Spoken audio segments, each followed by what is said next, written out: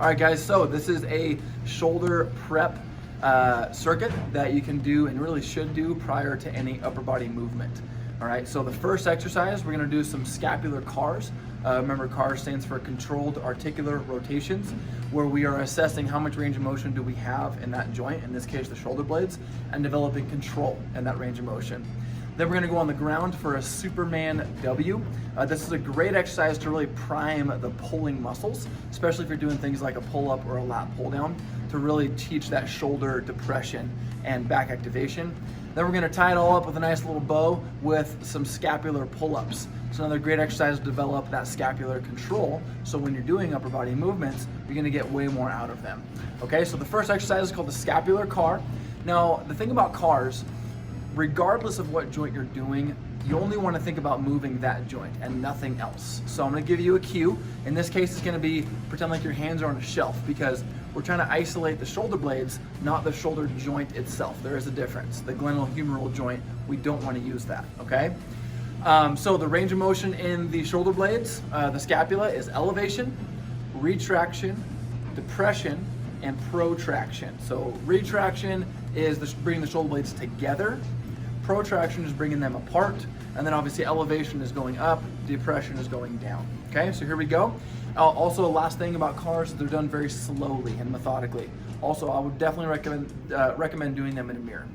So hold your hands at about a 45-degree angle, like you're holding a big beach ball. And then imagine your hands are on a shelf. And if you're at home or in the gym, you can put your hands on a shelf about face level, or a barbell about face level. But if not, then you're gonna use a mirror and just make sure that the hands stay here. So we're gonna go retraction, bringing the shoulder blades together, elevation, protraction, keeping the elevation, okay? And then depression. So again, retraction, elevation, protraction, notice how the hands aren't changing levels, and depression, okay? So you need to do 3 to 5 slow repetitions that way, and then reverse the order.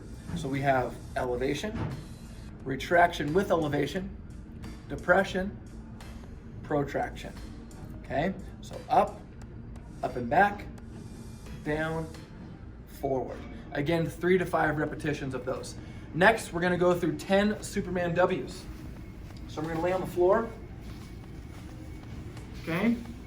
Reaching out overhead, you can see why it's called the Superman. We're gonna squeeze the butt to protect the lower back. We're gonna use the spinal erectors to arch the chest off the ground into extension. And then holding that position, we're gonna drive not just the elbows down, but also the shoulder blades. So you wanna think about trying to touch the shoulder blades together and touching the elbows behind you. Squeeze. Again, done very slowly. Keep your head neutral, so we're not looking up, because when we look up, the shoulders come up. So look down, so the shoulders can stay down. Squeezing that back. If done properly, after a set of 10, your back muscles will be en fuego, all right? All right, last but not least, we're gonna tie this all together with a scapular pull-up. Now, one note about this exercise, whenever you're loading overhead, we always wanna know about how much shoulder flexion do we have, okay? Because if we're lacking a little bit of flexion, meaning we can't quite bring our arms all the way up, then it wouldn't make sense to be in a loaded position beyond what we have control of. So you can always do a quick assessment, how much flexion do I have? And then when you're doing this exercise, don't hang past that degree. So here's what I mean. Let's say you only have about this much shoulder blade, or shoulder flexion, excuse me. Well, when I'm doing this exercise, I don't want to be head between the ears, because now this is more range of motion than my shoulders have control over. Instead, I want to mimic that position I was just in, and then operate out of that. So definitely going to want to pay attention to that. Also, if you've never hung with your body weight before, use a box to support yourself a little bit. But here we go, whatever range of motion you're in, we're gonna shrug the shoulders up towards the ears, and then just using the shoulder blades, shrug or pull them down. Shrug them up, pull them down. So notice how we're not using the arms. Here's how you can tell you're using the arms. The elbows bent. Okay, so arms stay straight. So in that position, you're shrugging up and then coming down. Shrugging up, coming down. Doing just one set of this, your shoulders will be ready to rock for any upper body workout.